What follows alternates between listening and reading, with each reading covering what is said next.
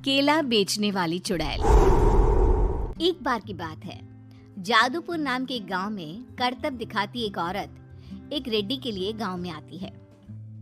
आइए आइए मेहरबान कदरदान, खाइए रोहड़ा के ताजे ताजे केले, कभी खाए नहीं होंगे ऐसे केले, पीले पीले केले खाइए।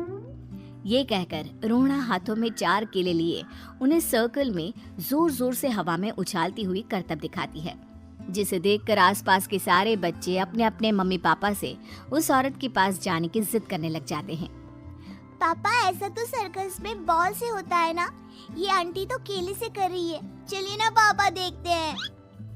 रोहड़ा एक पतली सी तार पर चलती हुई केलों से करतब दिखाती है। आते जाते सभी लोग बाहर रुककर उसके करतब देखते हैं और वाह वाही करते नहीं थकते। जैसे ही एक आदमी पास आकर उसे पैसे देने लग जाता है, तब वो कहती है, अरे नहीं नहीं साहब, मैं करतब तो बच्चों के मन को बहलाने के लिए करती हूँ, धंधा तो मेरा केले का है। पीछे देखो मेरी रिड्डी, जो भी मेरे केले खाएगा मेरी तरह चुस्त दुरुस्त और तंदुरुस्त हो जाएगा। पता चलता है क्या कि मेरी उम्र 55 की है। अरे पर ऐसे ठंड के मौसम में कोई केला क्यों खाएगा?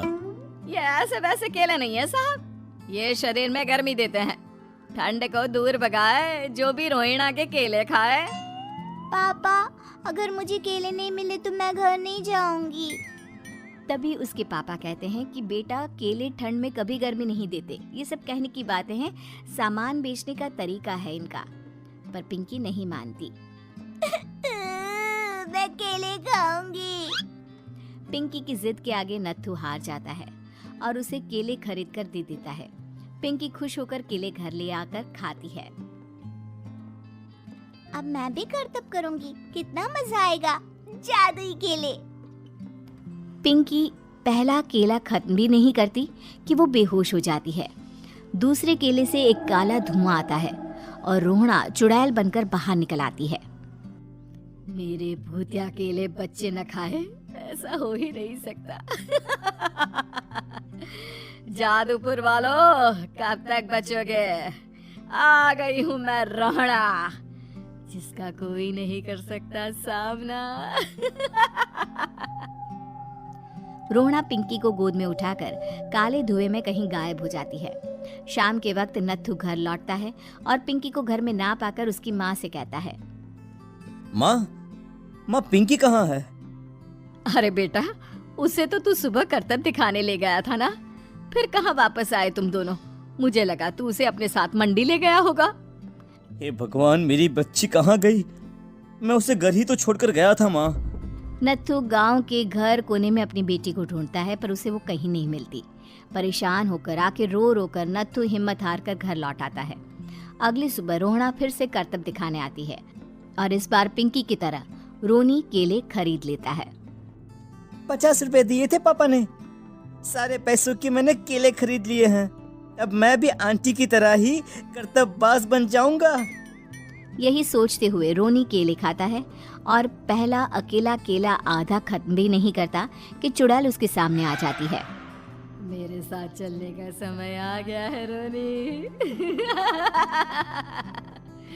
ये तो बस शुरुआत है, अब इस गांव के सारे बच्चे धीरे धीरे मेरे कब्जे में होंगे, एक बच्चा भी नहीं बचेगा। ये कहकर रोना रोनी को गोद में लेकर काले धुएं में अदृश्य हो जाती है। इसके बाद हर रोज गांव में से कोई ना कोई बच्चा गायब होता, पर ऐसा क्यों हो रहा है किसी को भी समझ में नहीं आ पा रहा था। रोज की तरह अपनी बेटी पिंकी की तलाश में नत्थू गांव के एक तालाब के पास बैठा रो रहा था। कहाँ गई मेरी पिंकी?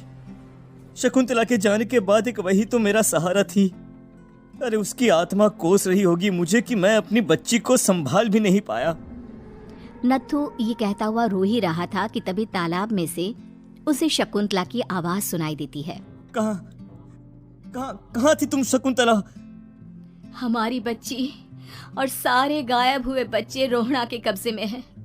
वो बच्चों को जो केले देती है उससे बच्चे बेहोश हो जाते हैं और उसके कब्जे में आ जाते हैं और वो उन्हें ले जाकर काली दुनिया में ले जाती है। पर वो ऐसा क्यों कर रही है? ये मैं नहीं जानती, पर उस दुनिया का रास्ता मैं आपको बता सकती हूँ। जहाँ ये नदी खत्म होती है वहाँ एक केले का पेड़ है, उसके नीचे एक दरवाजा है, वहीं से रास्ता जाता है उस दुनिया का। ये कहकर शकुंतला की आत्मा गायब हो जाती है। गांव के सभी लोग झुंड बनाकर उसी रास्ते से काली दुनिया में चले जाते हैं और वहाँ देखते हैं कि सारे बच्चे वहाँ काम कर रहे थे।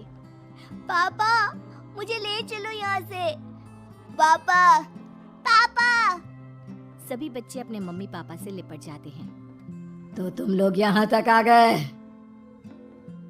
क्यों हमारे बच्चों को पकड़ लिया तूने? तुझे शिकार ही बनाना है तो ले, हम सब आ गए हैं, हमें खा ले।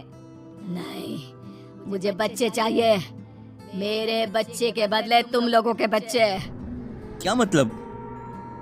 मैं इसी गांव में रहने वाली एक औरत थी। केले की चोरी के इल्जाम में मेरे बेटे को गांव वालों ने इतना मारा कि वो मर गया।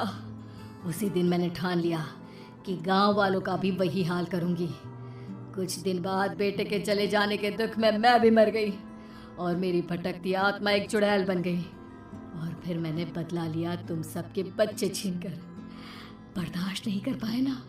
सोचो मुझ पर क्या बीती होगी। हमें माफ कर दो रोना। पता नहीं ये किसकी गलती थी, पर हम सभी माफी मांगते हैं।